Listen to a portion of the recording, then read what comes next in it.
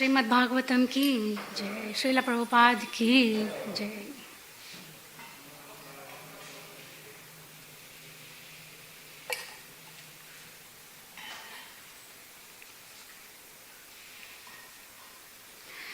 ओम नमो भगवते वासुदेवाय।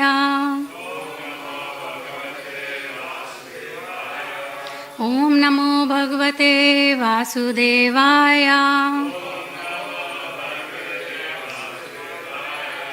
ओम नमो भगवते वासुदेवाय।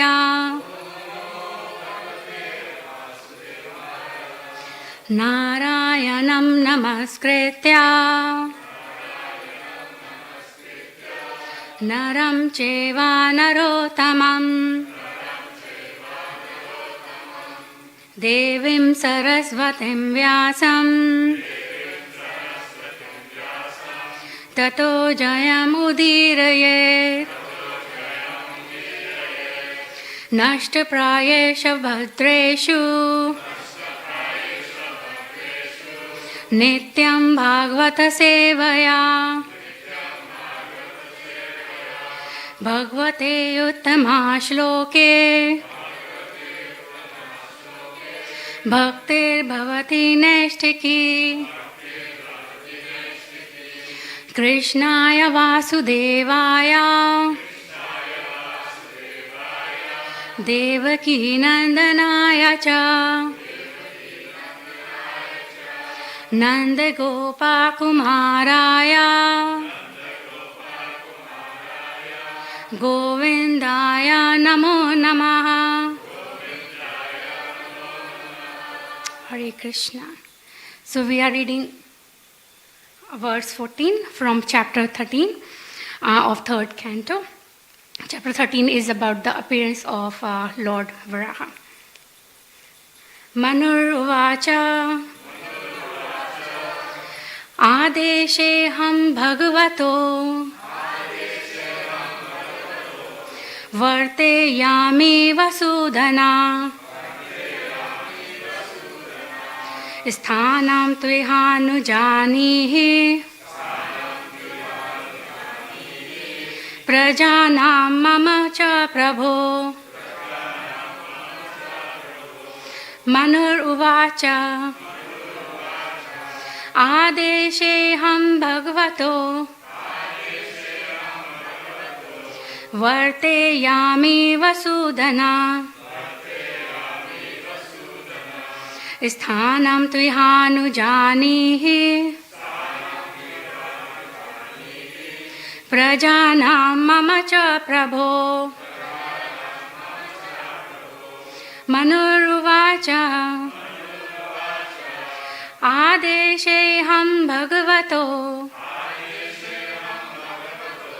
Varteyami Vasudhana Sthanam Tvihanujanihi Prajanam Mama Cha Prabho. Vaishnavas, please. Manuruvacha Adesheham Bhagavato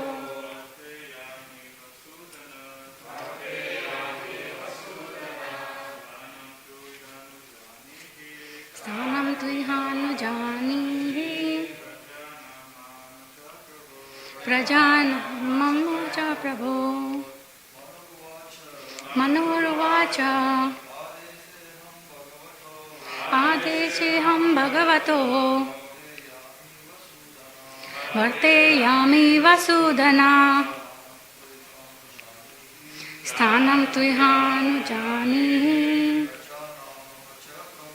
Prajanam Mama Cha Prabho. Manuruvacha Adesheham Bhagavato Varteyami Vasudhana Sthanam Tvihanujanihi Prajanam Mama Cha Prabho. Word by word translation. Manuvacha Sri Manu said, Adeshe, under the order, Aham, I, Bhagavata, of your powerful self, Varteya, shall stay. Ameva Sudana, O killer of all sins, Sthanam, the place, Tu, but, Iha, in this world, Anujanihi, please let me know. Prajan Nam, of the living entities born from me. Mama, my, Cha, also, Prabho, O Lord. Translation by His Divine Grace A.C. Bhaktivedanta Swami Srila Prabhupada ki jai. Sri Manu said, please, O all-powerful Lord, O killer of all sins, I shall abide by your order. Now please let me know my place and that of the living entities born of me. So I'll just repeat. So Sri Manu said, O all-powerful Lord, O killer of all sins, I shall abide by your order. Now please let me know my place and that of the living entities born of me. There is no purport, so we'll continue to the next verse. Yatoka sarva bhutanam mahi. Okay, if you want to repeat. Mahimagna mahambasi asya uddharane yatno deva devya vidhiyatam. Translation. O Master of the demigods, please attempt to lift the earth, which is merged in the great water, because it is the dwelling place for all the living entities. It can be done by your endeavor and by the mercy of the Lord. Purport. The great water mentioned in this connection is the Garbodaka Ocean, which fills half of the universe. Let's do Mangalachan.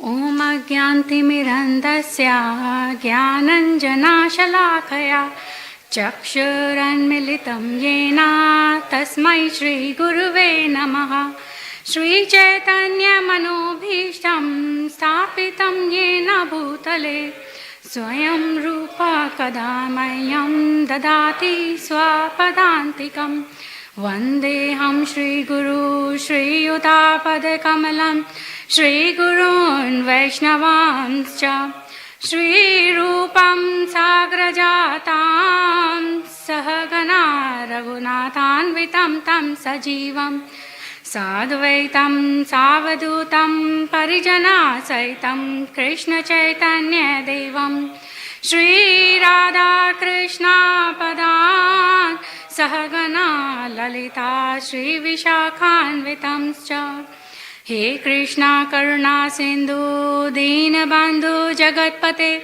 Gopesha Gopika Kanta Radha Kanta Namostute Tapta Kanchana Gaurangi Radhe Vrindavaneshwari Vrishabhanu Sute Devi Pranamami Hari Priye Namo Mahavadanyaya Krishna Prema Pradayate Krishnaya Krishna Chaitanya Namne Gora Tushe Namaha Vanchakalpa Tarubhyascha Kripa Sindhubhya Eva cha Patitanam Pavanebhyo Vaishnavebhyo Namo Namaha Jai Shri Krishna Chaitanya Prabhu Nityananda Shri Advaita Gadadhara Shri Vasadi Gaura Bhakta Vrindam Hare Krishna Krishna Krishna Hare Hare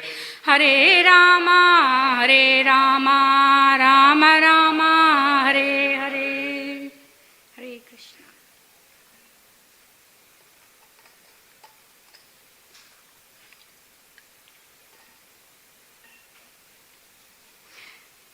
So we are currently in chapter 13 of third canto of the Bhagavatam, which as I said, the appearance of Lord Varaha. And we are actually nearing the Lord's appearance as Varahadev. So in the first few verses of this chapter, Vidraji inquires from Maitreya Muni about the actions of Swambhu Manu, the son of Brahmaji, who has been glorified as a great devotee of the Lord. And Maitreya Muni narrates that Manu asked his father, "How can we serve you?" he and his wife. And hearing this, Lord Brahma, he becomes very pleased with Manu and blesses him and his wife for showing the adoration for the superiors. So then he asks Manu to do a couple of different things. In text 11, we see he asks Manu to beget children with his wife and rule the world. And along with this, pursue the devotional service of the Supreme Lord and worship him by performing yajna. In text 12, we see Brahma also says that the best service Manu can do for him is to give proper protection to the living entities in the material world. And in this way, the Supreme Lord will also be pleased with him. And in verse 13 yesterday, we heard that we should endeavor to satisfy the Lord by doing devotional service rather than trying to satisfy our own senses. Because by satisfying the Lord, we will be automatically satisfied. We also heard yesterday that dealings in familial relations are more sweeter and you are more comfortable in asking intimate questions. In Bhagavad Gita, we see that Arjuna asked Krishna a whole lot of questions and refers to Krishna by different names, at different times, like Madhusudana, Arisudana, Keshava, Madhava, Rishikesha, Govinda. He also calls him Janardana, which was used in the previous verse we saw. So as we know, the intimacy of relationships, that's reflected in the names we call each other by. So for example, if I have a friend or if I'm calling a friend or I know someone very well or my family members, or they are calling me, so they'll use my nickname rather than my formal or name. But if someone doesn't know you, they will use your proper formal names rather than using nicknames. So that shows the intimacy of relationships. Srila Bhaktivinoda Thakur mentions that Krishna has two types of names. One, primary, and another, secondary name. So primary names are like Krishna, Yashoda Nandan, Devaki Nandan. They are called primary because they show or they refer to Krishna's pastimes or his personal life, like pastime with his devotees. And secondary names are like Paramatma, Parampurusha. They are secondary because they refer to attributes of Krishna. They are not directly connected in a personal way to Krishna. So in verse 15, we just read, Brahma is asked to try and lift the earth, which is merged in the great waters, which is also the dwelling place of all the living entities. And that great waters is the Garbodaka Ocean, which fills half of the universe. So one may wonder, why was the earth submerged in water? So let's start with since the beginning of creation, the demons and the demigods, they are always two categories of living entities or living beings who dominate the planets of the universe. So Lord Brahma, as we know, is the first demigod, and Hiranyaksha is the first demon in this universe. So, and it's explained in Bhagavatam that although Hiranyaksha and Hiranyakashipu, they were twins, but Hiranyaksha was born first, but Hiranyakashipu was conceived first by Diti. So that's why we call Hiranyakashipu as older. So it's also mentioned in the Bhagavatam that only under certain conditions the planets float like the weightless balls in the air. And as soon as their conditions are disturbed, the planets may fall down in the great waters, Garbodaka Ocean. The planets float because of their inner constitution of the globes. So, for example, like nowadays we see lots of drilling of the earth to exploit oil, and different other things. So, which is a sort of disturbance, by the modern demons in today's age, and which can actually do a great harm to the earth. Similar disturbance was created by the demons, and they were headed by Hiranyaksha. So the earth was detached from its orbit and then fell down into the ocean. So the Lord, as the maintainer of the whole creation and the material world, he assumed the gigantic form of a boar or Varaha, so we call it Lord Varaha, and then picked up the earth from the waters. So let's talk a little bit more about the Garbodaka Ocean, which where we just saw the earth is currently sitting. Then we'll talk a little bit more about Hiranyaksha, because he was the one who actually caused the earth to lie there. So the Garbodaka Ocean fills the bottom half of the universe, and within the top half of the universe is the entire planetary system.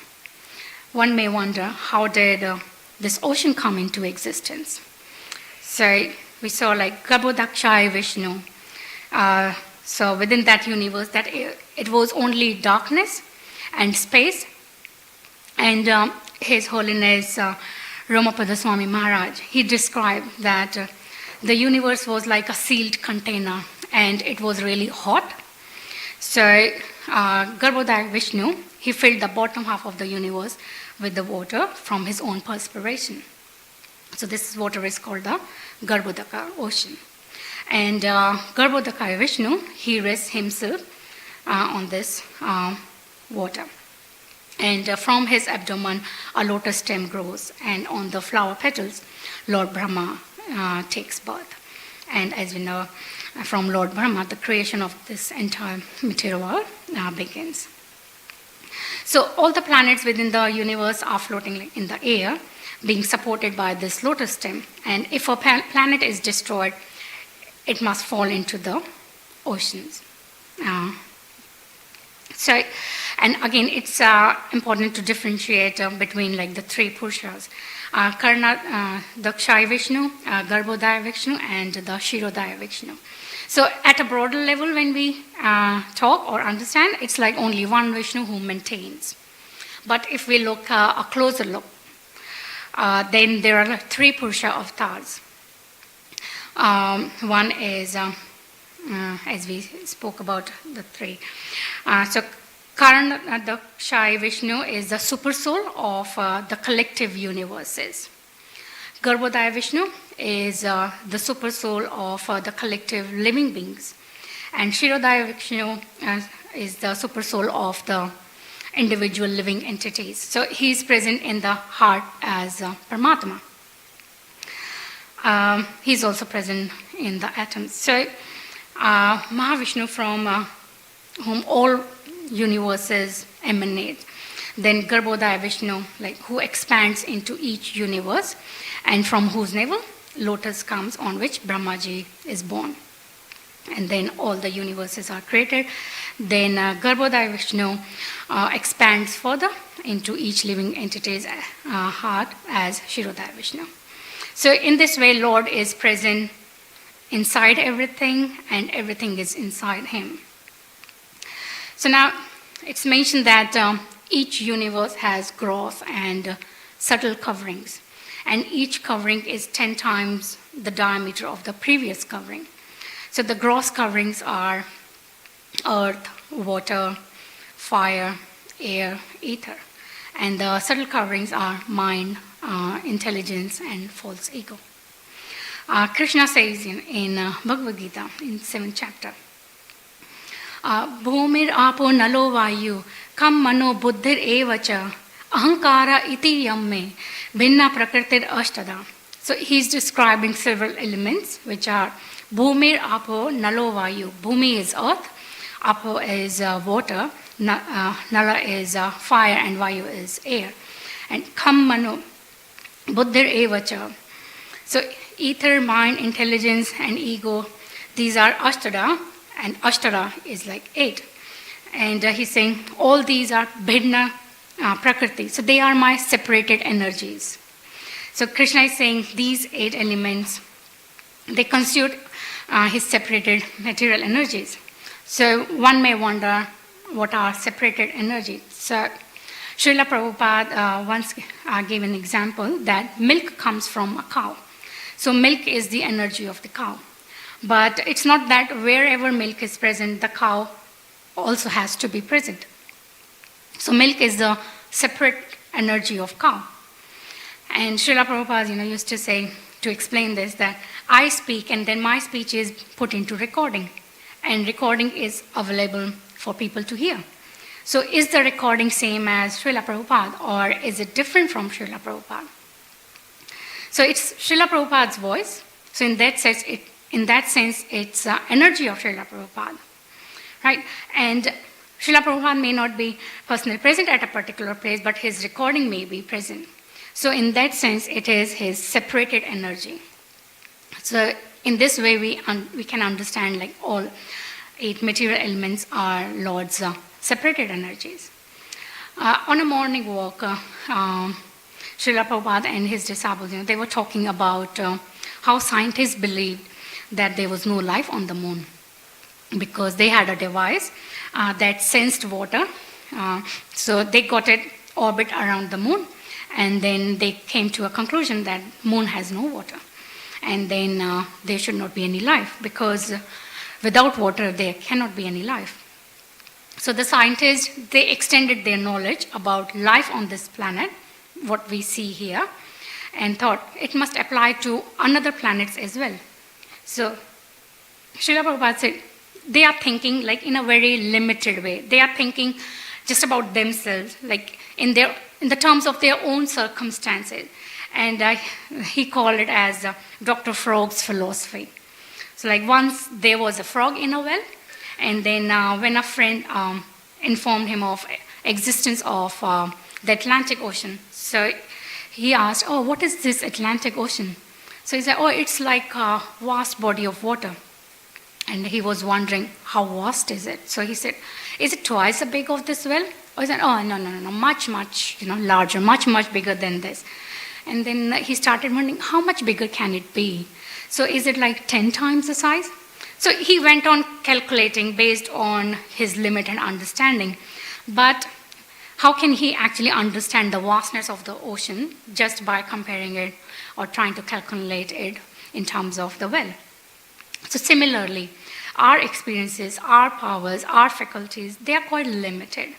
And the scientists, they were only trying to speculate. And that's why they reached to the conclusion and being compared to frog philosophy. Srila Prabhupada explains that atmosphere contains all the elements which are required to sustain life. So as we spoke about those all 5 elements. And anything material in that, all these elements are present. So Srila Prabhupada gave the example of our own body. He said, we have water in our body, though we can't see that water. We have fire in our body because we can feel like our body is warm, but we can't really see the fire. So the answer to that question is all matter is a combination of all 5 gross elements and the 3 subtle elements. According to Vedic science, material energy begins with false ego and then develops into intelligence, then the mind, and then gross elements like ether, air, fire, and then sense objects, senses. So the basic ingredients are all present in the matter. Srila Prabhupada, he explains this creation of the material universe is like growth of a great banyan tree from a tiny seed. So he said no one can really see the tree within the seed, but all the necessary ingredients are present within the seed for the growth of the tree. So he said, so everyone's body is simply like a sample universe. So everyone's body, there are different universes, small universes, with all these 8 elements present within our bodies. Now, coming back to the verse, where we see the earth is lying at the bottom of the Garbodaka Ocean. So Krishna says, in Bhagavad Gita, Aham Adis cha Madhyam cha Bhuta Nam Anta Eva cha.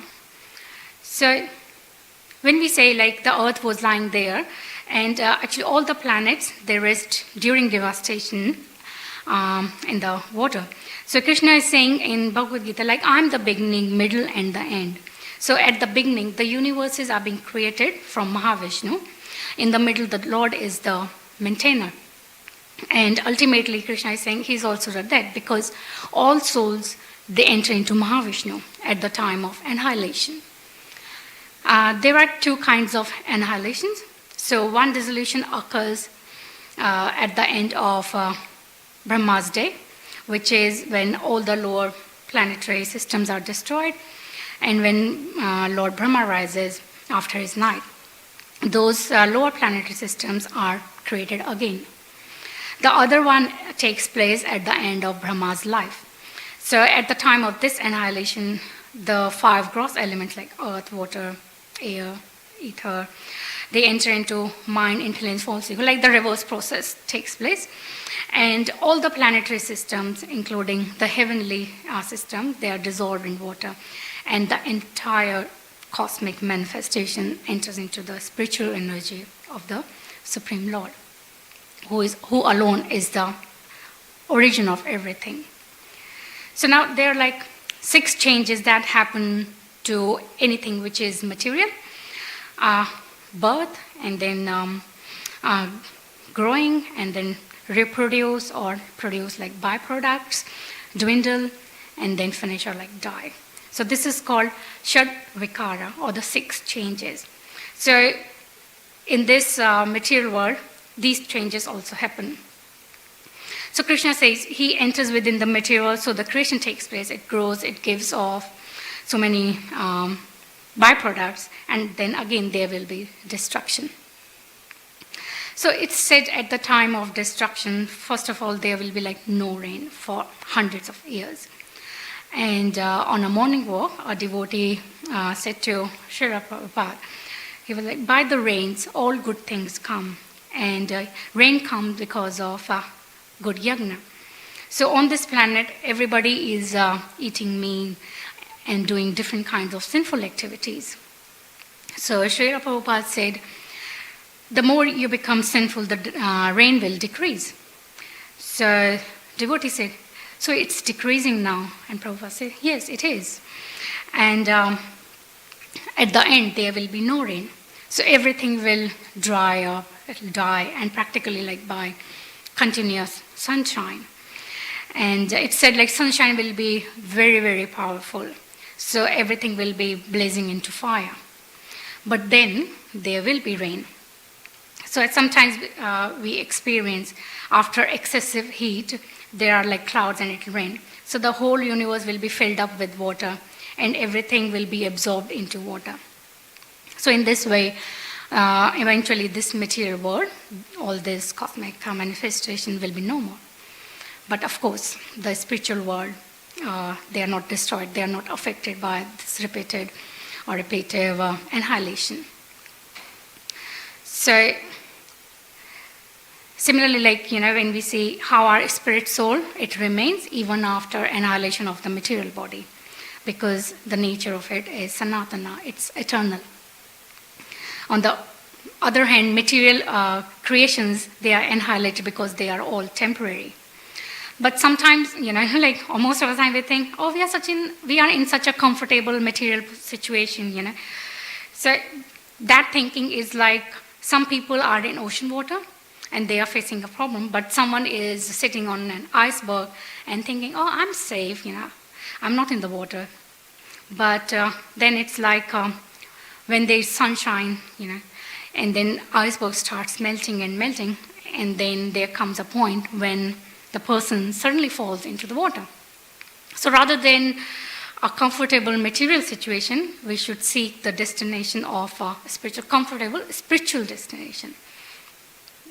Because like if someone is like in one part of the ocean which is quite stormy and that person looks at the another part of the ocean, which looks very peaceful, very calm, and then person saying, oh, I should actually go to that part because that's not stormy. But it's like we never know which part of the ocean would become, stormy. It will be stormy sooner or later. So why to waste our effort, energy in going to the different part of the ocean and try to improve our material position? Because there will be disturbance, there will be turbulence, it will be everywhere in the material world. Because even in Bhagavad Gita, Sri Krishna says, Ah Brahma Bhuvana Loka. So from the topmost planetary system to the lowermost, so like up to the Brahmloka. So one may go to Brahmloka and then come back again.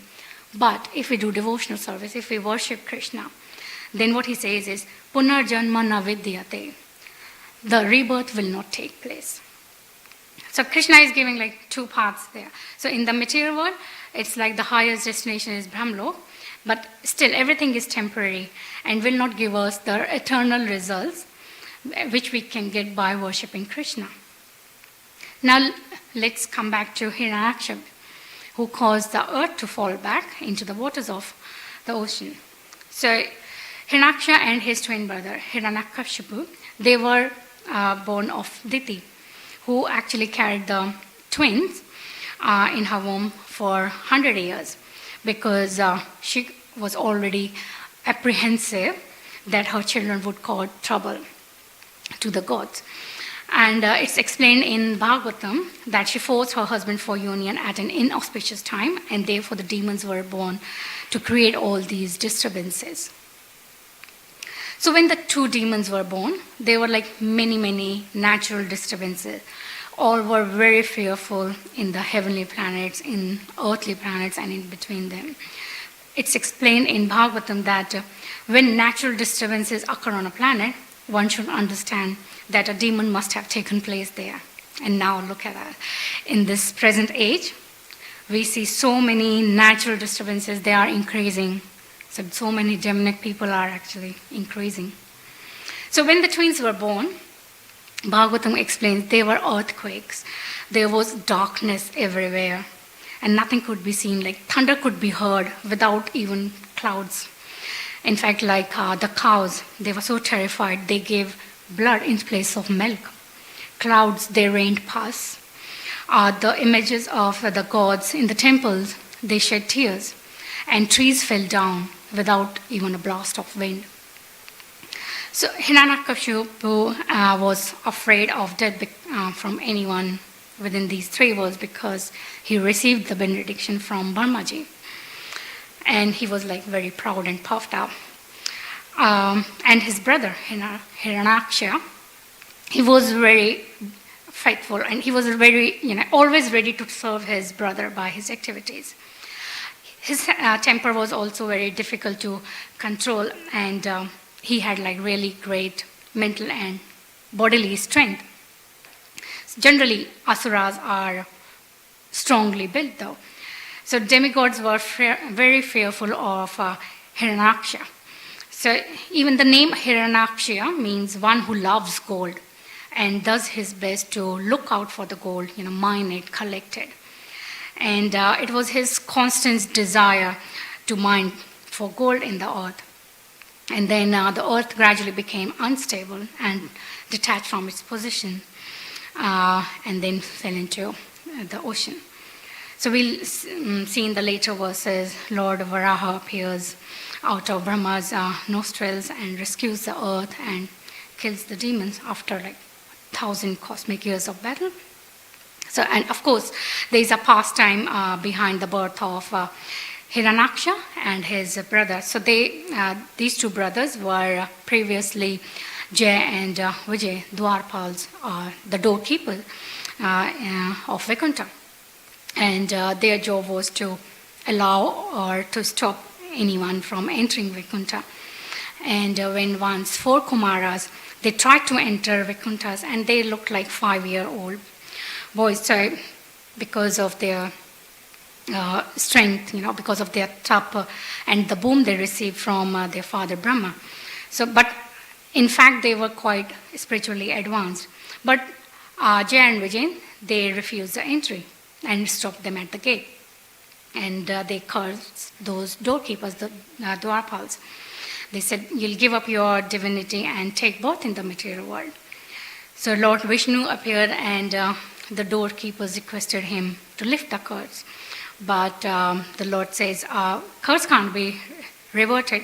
So rather, he said, he gave him options like you can become devotees for 7 births or on the earth, or you can take 3 births as his enemy.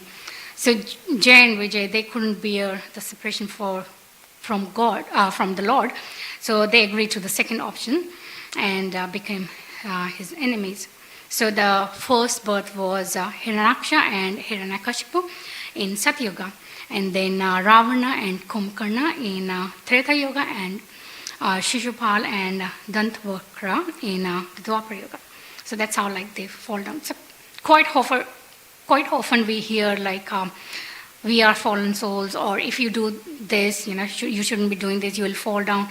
And I used to wonder what exactly it means to fall down, because I'm already fallen. So if I do this, what it means, And then I used to get confused. But then I heard a lecture by His Grace Chaitanya Charan Prabhuji, and he explained how we talk about there is a process for advancing in devotional service, like chanting 16 rounds, following regulative principles, and so on. So there is also a process for falling down, which is outlined in chapter 2 of Bhagavad Gita. So the process is subtle. I can say I may not even realize it's so subtle. So Bhagavad Gita says, Dhyato vishyan pumsa sangat teshu pajayate sangat sanjayate kama kamat krodho bhijayate krodhat bhavati sammoha sammohat smriti vibhramaha smriti brahmashad buddhi nashat pranashyati. So it begins with contemplation, dhyayato. So once we start contemplating, thinking about it, then we develop the attraction for that thing, the sangha, oh, that's so nice, that's so good. Then comes the obsession, the kama, oh, I want it, I actually want it, I really want it, Then there's infuriation or irritation. If I can't get it, who will stop me? Who can stop me, or who can be the obstacle, in getting me that thing? So then krodha comes, and that leads to delusion. Some moha. So one becomes confused. We say, I got so confused and I got angry. What should I do or what I shouldn't do? So it became undecided. I couldn't think clearly. If one is unable to turn towards, Guru Shastra. Then comes the oblivion, forgetfulness. Smriti Brahmashad. After that comes stupefaction.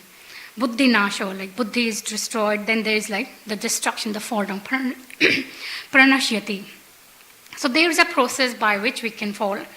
And there is also a process by which we can actually check ourselves. So for example, if I'm riding a horse and I'm going in a particular direction, for example, I'm riding straight in the straight direction. And the horse catches sight of something, which is quite pleasant, maybe something juicy, and then starts looking in that direction, thinking it wants to eat that fruit. So the horse may start running into that direction towards the fruit or the thing. And then after, the horse has got the speed, it's very difficult for me to bring it under control.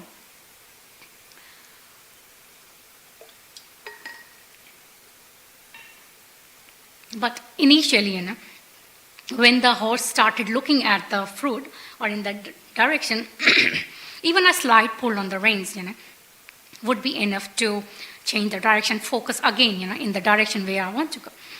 But if they starts running and gets some momentum, it's very, very difficult to get the horse under control, or it takes so much of effort or exertion, to bring it back under control. But the important thing is, even if, horse goes out of control, completely out of control and knocks us over, the good thing is, we can still bring it under our control. So it's never too late. We can always come back and make a fresh start. though it will be quite troublesome. So if the horse had been like controlled earlier in the beginning, it would have been much easier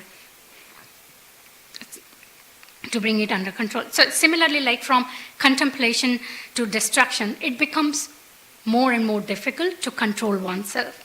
But again, as I said, the good thing is, at all stages, it is possible to control ourselves. We need steady determination. Prabhuji gives another example of how a snowball forms. So if when a person is at the top of the hill, they can just simply kick the snowball, when it's tiny kind of a pebble, when it starts to form. But if no one kicks it and it starts rolling down and down and down, so it becomes, like the snow sticks to it and it becomes bigger and bigger and bigger. And it may even become such a big ball that the person who could have just kicked it may be actually being crushed by it. So same goes with our thoughts or negative thoughts. So we can just end our negative thoughts when it first comes. So nothing kind of would happen. But once we start contemplating upon it, our imagination gets triggered, we start imagining things. And then we actually follow that process of falling down. But the hope is, even if we fall down, it's temporary and it's not eternal. So we can, again, come back and start fresh. Start fresh in the sense we can again, stand up and start doing the service. Because whatever credit, spiritual credit we have acquired, those will be with the person forever. And a person may have fallen down because of some attachment to sense gratification, but the attachment to Krishna will not completely go away. Rather, it's covered temporarily. Because in this material world, we are vulnerable to so many material things, but we also have freedom. And we may choose those worldly offers. So there's a difference between falling down and falling away. When we say we are falling down, means we are trying to move towards Krishna and we fall down. So if someone falls down from the standard, one should follow, but still takes the shelter of Krishna. So Krishna will catch him and lift him up again. So we are not falling away from Krishna. So Bhagavatam says that we may be disturbed by some material condition, but if we approach the authority who can actually explain that to us, and our problem can be solved. Krishna also guarantees in Bhagavad Gita that my devotees will be always protected. And that's how we understand how merciful Krishna is. We understand his love and we try to serve him more rather than taking advantage of it. Because Gopinath's love is so great that even if we displease him, he doesn't stop loving us. We know that he's so powerful and merciful, and that comforts us. For example, if I'm walking by myself at night in a very dark street and I saw a big man, coming towards me wearing a hoodie, and I couldn't see the face, his face is kind of hidden. So how would I feel? Naturally, I would be a bit scared, right? But if I knew I have someone walking behind me, could be my father, husband, my brother, or my son, or who is even bigger and stronger than that person. So would I still be scared? No, because I know, that person will, they'll protect me. So as devotees, we know that Krishna is not only powerful, but he is so merciful and sweet. So that drives away our fear. But since we want to always please Krishna, so we naturally avoid things which will displease him and do things which will please him. So for example, today is Ekashi, so we are fasting, and it said of all the vratas, Vishnu is most pleased with observance of Ekashi vrata. So even though this Ekashi fasting is good for health, but our purpose, devotee's purpose of observing Ekashi is to please Krishna, to increase his remembrance, So we try to decrease our bodily demands on this day and try to engage our time in his service, in Gopinath service. Could be by chanting more rounds or doing services more. In Shuddh Bhakti from Sharanagati, Bhakti Vinod Thakur sings a song which means I observe with great care the holy days like Ekashi, Janmashtami, because they are the mother of devotion. So all people, male, female, of all ages, we should observe the Ekashi Vrata.